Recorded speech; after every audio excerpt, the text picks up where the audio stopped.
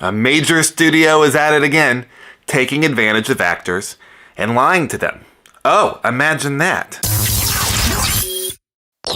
Hey everybody, my name is Gregory.Siegel. I am a filmmaker, but I create art on my own terms. I'm just not a big fan of big systems. I'm not a fan of large government systems. I'm not a large fan of big companies, and I am not a big fan of large Hollywood studios. And if you watch any of my videos, you will understand why. I talk about it quite often. Today we're talking about something that a lot of people have been mentioning on Twitter recently. Sydney Sweeney. She basically said that she was blessed and honored to be a part of the MCU. And basically everyone on Twitter is like reposting and saying like, who's gonna tell her? And this is initially people were kind of making fun of her, laughing at her, being like, oh, she doesn't know the difference between the Spider-Verse and the MCU. I'm sure we've all ran into somebody, right, who thinks that Morbius or Madam Web or any of these other movies that have come out from Sony are a part of the MCU.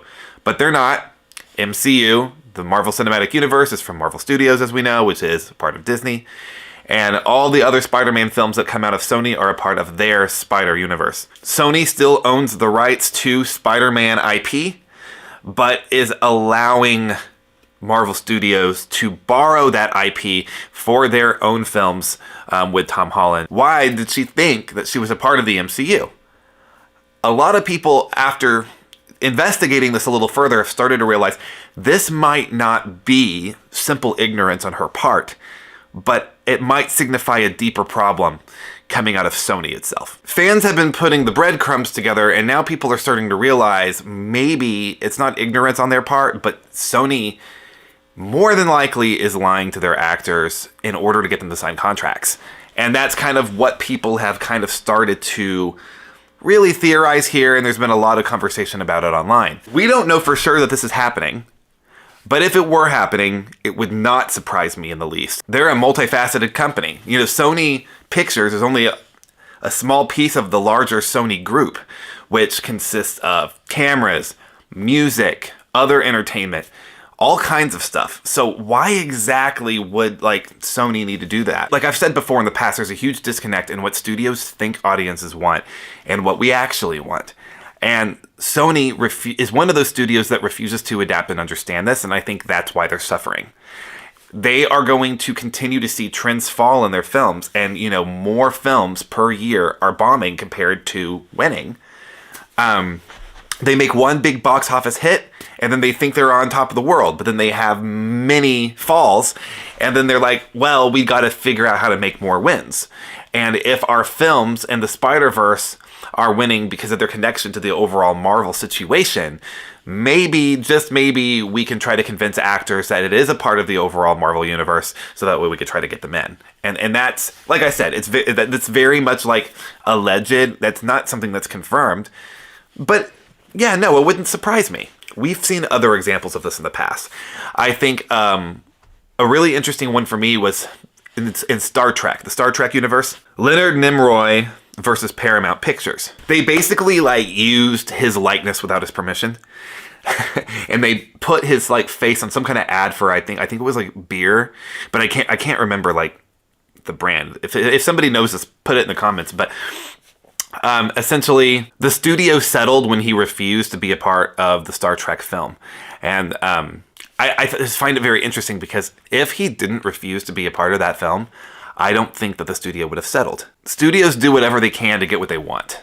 And they would even go as far to settle this case just to get the actor that they want in their movie. I mean, there's been many examples. We've had Robin Williams, who lost a court case because of a pay-for-play contract that he thought was active, but apparently they claim that they never even wrote the contract up. There's just, we've had major actors fighting against studios in the past because of shady business practices. It's happened time and time again. Not even counting, I'm sure, the endless amounts of situations where actors just say, is this really a battle that I want to fight? Where actors, particularly younger, newer actors, might just not feel like it's worth it to put their career on the line in order to complain or whatnot. So, you know, it just gets swept under the rug. So there's probably so many of these situations that we don't even know about. Why wouldn't another studio do something as simple as lying to their actors to get them to put their John Hancock on a piece of paper? It just seems like all the actors in this film, it just feels like they were all duped. Especially Dakota Johnson, who, I mean, you just go to, just look at any of the promotional material, any of the interviews. She very clearly does not want to promote this film. And if you look at the movie itself, clearly she doesn't even want to be in this film. I know that she has talent. I have seen her. I think she's hysterical. I've seen movies with her in it where I'm just like, I really like this.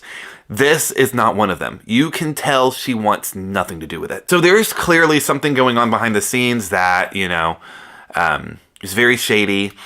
And if you want my opinion on it, I do personally think that Sony is lying to their actors to get them to sign contracts. That's where I stand on this issue if you really wanted my opinion. But there's really no way to confirm this because, you know, right now it's just online accusations. But I definitely think, just based off of all the information that we found so far, that that's what's going on. Hollywood studios are going to continue being a problem. And like I said, there's this huge disconnect between what studios think we want and what we actually want. Audiences really want real material. Things that are coming. We're tired of the remakes. We're tired of the reboots. We're tired of the reimaginings, whatever the hell that's supposed to mean. And whenever we do get original content coming out of Hollywood, it's never fully 100% the writer or director's vision because studios are always using their boardrooms to direct these films for them and leaving the directors to the wayside.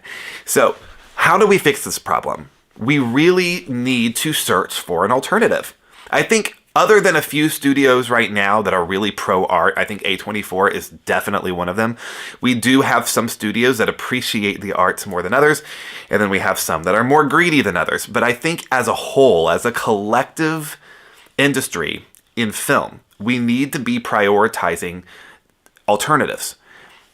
The biggest alternative that I see is YouTube. I think that YouTube and Vimeo and these other like video sharing platforms are really great ways to allow artists to create what they want. And like I posted a video a couple weeks ago talking about how I made a movie with zero budget that critics really loved. You know what I mean? I had critics come and view the film and they had nothing but good things to say about it, even though there was no money involved. You can create art in your own way, on your own terms. People are doing it right now anyways. There are so many YouTubers right now. I like to think of like Will Tennyson, who is a fitness influencer on YouTube, and his production value is so unbelievably good. This guy's a filmmaker, right? You know, he might not identify as one, but he's a documentarian. He's creating documentaries about the industry and doing these things that are so neat. And it's such a really cool idea. I'm definitely not the first YouTube filmmaker out there, right? There are so many, but I may be one of the first that has the mission that I have, which is to democratize cinema, take it out of the hands of these large studios and give it back to the artists. It is the one thing in life that I am the most fucking passionate about, and I want other artists to get involved with this mission and to start creating and to start getting out there and doing things that they want to do. And that's what I did. That's what I did with Culturegeist. It comes out, you know, we're about to be in March, so we're about to be in the home stretch. March 15th is when the film comes out on YouTube, and I'm so excited. I cannot wait for you guys to see it. I just had all of my premieres. They're all done. I've had people watch this film and then just come up and talk to me for hours afterwards, just unpacking everything that they just saw. It's just really humbling to be able to have these experiences with people who really connected to this film, and it wasn't even a Hollywood film at all, right? So let's just put all of our minds together and create and go out there and do it. We don't need them. We don't need these oppressive systems to create. But anyways, thanks for coming to my TED Talk. Peace and love to all of you. I cannot wait for you guys to see Culturegeist when it's posted and ready, and I will see you guys in the next video. Peace out.